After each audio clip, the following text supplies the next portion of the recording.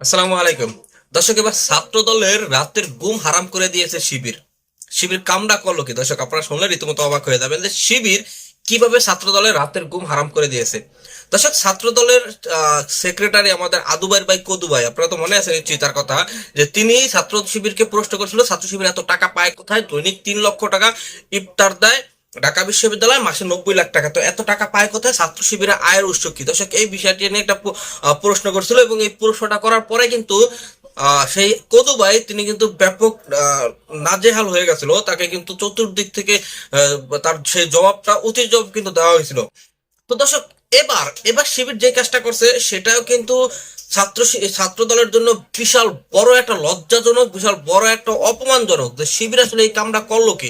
আপনারা শুনলে রীতিমতো অবাক হয়ে যাবেন, যারা শিবিরকে পছন্দ করে, যারা শিবিরকে ভালোবাসেন। দর্শক, ঢাকা বিশ্ববিদ্যালয়ে রেকর্ড করে ফেলছে, ইতিহাস করে ফেলছে শিবির।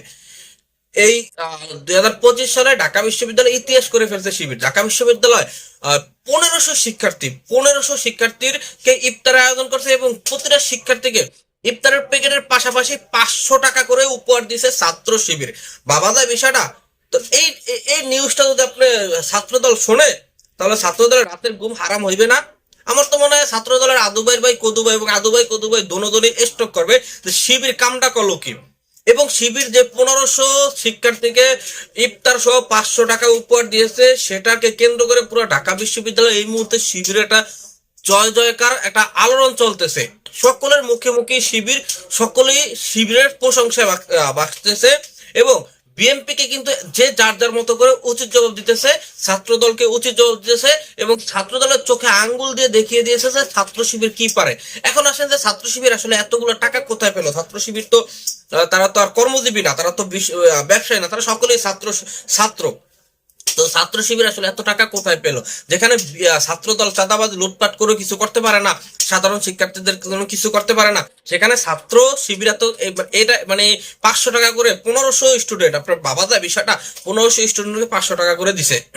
তো আসলে তারা টাকাটা পাইছে কোথায়? তো এখানে বিষয় হচ্ছে তুরস্কের একটা সংগঠন, একটা সংস্থা, তুরস্কের একটা সংস্থা, তারা ছাত্র শিবিরকে কিছু টাকা দিয়েছে এবং সেই টাকাটা ছাত্র শিবির ছাত্র দলের মতো বক্ষণ না করে সেই টাকাটা তারা সাধারণ ছাত্রদের মাঝে বিলাইয়া দিছে এবং সেই সাধারণ ছাত্রদেরকে যাতে রোজার মাসে তাদের কিছুটা উপকার হয়, তাদেরকে উপহার স্বরূপ এই টাকাটা দিছে। তো এখানে কিন্তু চাইলেই পারতো যে ছাত্র শিবির সেই টাকাটা তারা নিজেরা ভক্ষণ করতে, যেরকমটা ছাত্র লীগ ছাত্র দল করতেছে, তারা কিন্তু চাইলেই পারতো এই টাকাটা তারা বক্ষণ করতে, তারা নিজেরা টাকাটা রাইখা দিতে তাদের পকেট ভরতে। আসলে সেটা কিন্তু তারা না করে তারা একটা সৎ আদর্শবান একটা ছাত্র সংগঠনের পরিচয় দিয়েছে, তারা সেই টাকাটা সাধারণ ছাত্রদের মাঝে বিলাইয়া দিছে। তো এটাই হচ্ছে আসলে ছাত্র শিবিরের প্রকৃত দায়িত্ব, প্রকৃত আদর্শ। এটা হচ্ছে ছাত্র শিবিরের। ছাত্র দলের মতো তারা টেম্পো স্ট্যান্ড দখলদার লুটপাট করিয়া তারা চলে না, তারা তাদেরকে বিশ্বাস করে, বিভিন্ন সকলে বিশ্বাস করে এবং বিশ্বাস করে তাদের মাধ্যমে সাধারণ জনগণকে কিভাবে হেল্প করা যায় সেটা চিন্তা ভাবনা করে এবং সেটা চিন্তা ভাবনা করে তাদেরকে সাহায্য সহযোগিতা করে এবং সেই সহযোগিতাগুলো ছাত্র শিবির সকলের মাঝে বিলাইয়া দেয়। তো দর্শক, এই ভিডিওটা অনুযায়ী মানে এই ভিডিওটা ছাত্র দলের জন্য কতটুকু জবাব সম্পূর্ণ ভিডিও এবং কতটুকু এই নিউজটা ছাত্র দলের জন্য কতটুকু হতাশাজনক, তো অবশ্যই আপনাদের আপনাদের মূল্যবান মতামত কমেন্ট বক্সে জানিয়ে যাবেন। দর্শক, আজকের মতো ভিডিওটা এখানে শেষ করছি, দেখা হবে পরবর্তী অন্য কোনো ভিডিওতে। সেই পর্যন্ত ভালো থাকবেন, সুস্থ থাকবেন এবং আমার চ্যানেলটি সাবস্ক্রাইব করে আমার সাথেই থাকবেন। ধন্যবাদ সকলকে। আসসালাম।